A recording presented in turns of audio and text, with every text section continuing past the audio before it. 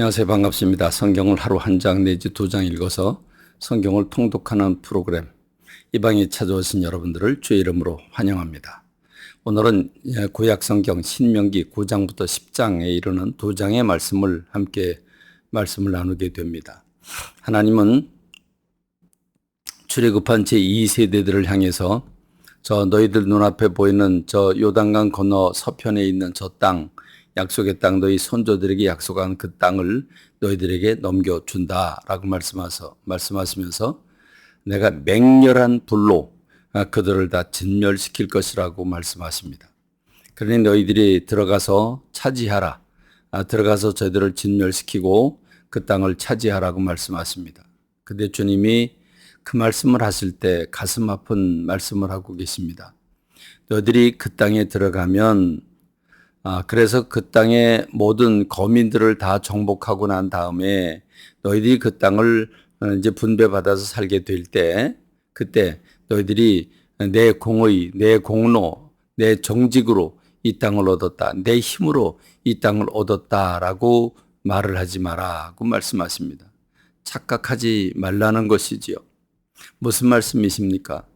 하나님께서 너희들이 이뻐서 너희들이 다른 사람보다 잘나서 너희들의 공로가 크고 너희들이 의로워서 너희들이 다른 사람보다 더 정직해서 내가 그 땅을 너희들에게 주는 줄 아느냐? 아니라는 것이죠. 그러면 진멸을 당해야 되는 일곱 족속 일곱 나라는 도대체 무엇입니까? 그들은 주님이 만드신 주님의 사람들 아닙니까? 하나님이 창조하신 피조물들 아닙니까? 그런데 왜 그들은 다 죽어야 합니까? 그렇습니다. 창세기 15장에서도 말씀하고 있지만 지금 하나님이 이 신명기 9장에서도 분명히 말씀하고 있습니다. 착각하지 마라. 지금 그들을 진멸시키는 이유는 그들의 죄악이 그 땅에 가득 차기 때문에 그들을 심판하는 것이라고 말씀하고 있습니다. 그들의 죄가 커서 그들을 진멸시키는 것이니까 너희들이 착각하지 않았으면 좋겠다. 그런데 그러니까 너희들이 그 땅에 들어가면 뭘 해야 되겠느냐? 그들이 악해서 우상숭배해서 그들의 문화가 악해서 그들을 진멸해낸다고 한다면 그들과 더불어 교제하지 말고 거래하지 말고 결혼하지 말고 그들을 진멸시킬 뿐만 아니라 그들의 섬기던 우상을 타파하고 그들의 문화를 따르지 말고 하나님의 말씀을 지키라고 말씀하고 있는 겁니다. 모세는 얘기하죠. 너희의 선조들은 그 땅을 얻지 못한 까닭이 무엇이냐? 목이 곧은 백성이기 때문에 그렇다고 말씀하고 있습니다. 여러분, 지금 출애굽 1세대가 목이 곧은 백성이다. 목이 뻣뻣하다 하는 말입니다. 다시 말하면 부드럽지 않다는 말이죠. 이 1세대, 그 아버지 세대는 출애굽하는 시점부터 이 땅에 40년 끝나는 기간까지 그들은 한 일이 뭐냐? 처음부터 끝까지 원망하고 불평함으로 하나님의 뜻에 거역하기만 했다고 말씀하고 있습니다. 이 모세는 지난 40년 동안 아버지 세대가 어떻게 하나님께 거역을 했는지를 열거하고 있습니다.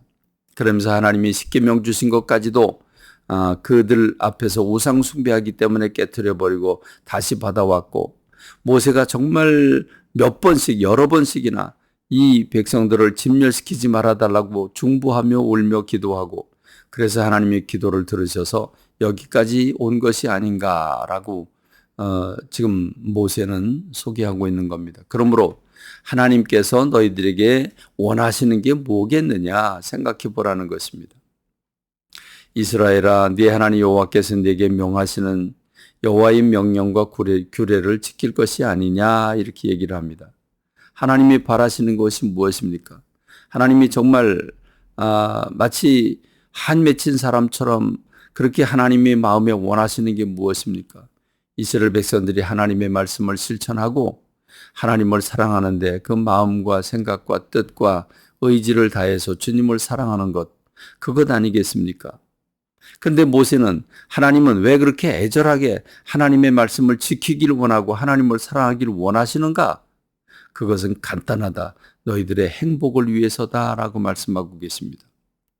하나님이 일부러 왜 사람들에게 하나님의 말씀을 지키라고 그토록 강조하고 원하고 계시는 겁니까? 그것은 바로 이스라엘 백성들이 받아야 할 복이기 때문에 그렇습니다. 생각해 봐라. 너희 선조들이 애굽으로 들어갈 땐 70명이었다. 그런데 너희들을 하늘의 별처럼 많게 하지 않으셨느냐? 생각해 보라. 너희 선조들에게 하나님 베푸신 것이 무엇인가? 출애굽할 때 어떤 일이 일어났고 출애굽하고 지금까지 여기 오는 동안에 너희들이 하나님의 어떤 사랑을 받았는가를 돌이켜 보라고 말씀하고 있습니다. 그러므로 너희가 이웃을 사랑해라. 하나님을 사랑하고 이웃을 사랑해라. 나그네를 대접하고 어려운 사람들을 돌보라. 그러니까 하나님을 사랑하고 이웃을 사랑함으로써 그것은 너희들의 행복을 위한 조건이라고 하는 것입니다. 그러므로 너희 지금 출애굽한 2세대 아니냐? 너희 아버지 세대는 지금 그 지나간 광야 40년 오는 동안에 다 죽었는데 그들의 죄값으로 죽었다. 그들은 심판을 받은 것이다. 그러니 너희들은 이제 하나님 앞에 서서 어떤 자세를 가져야 되고 어떻게 살아야 되겠느냐? 생각해 봐라. 그렇죠. 답은 간단하죠. 너희들은 마음의 할례를 행하라. 마음의 할례를 행하고 그리고 목을 곧게 하지 말라 하고 말씀하십니다. 하나님 앞에서 자기를 부인하고 겸손히 주님 앞에 엎드려 기도하며 말씀을 묵상하고 그 말씀을 실천하는 삶을 살라고 하는 것입니다.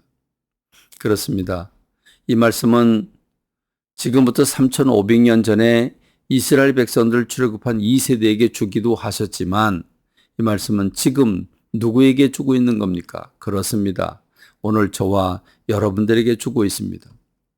오늘 우리가 세상 사람들 가운데서 하나님의 특별한 사랑으로 구속을 입었습니다. 그런데 오늘 우리는 예수 그리스도를 영접하고 난 다음에 말씀으로 하나님의 말씀을 사랑하고 이웃을 사랑하고 있습니까? 그래서 오늘 우리의 삶이 어떻게 바뀌어졌습니까? 우리의 삶이 안 믿는 사람과 비교가 됩니까? 여러분 생각해 보십시오. 여러분 빛이 되고 소금이 되고 향기가 나고 그리고 누룩의 역할을 하고 있습니까? 안 믿는 사람과 믿는 사람의 구별이 거의 되지 않는 오늘 우리의 삶을 살고 있습니까? 오히려 믿는 사람들이 더 약삭빠른 삶을 살고 있고 더 물질에 참 집착하고 있고 더 자기를 사랑하고 있는 것 아닙니까?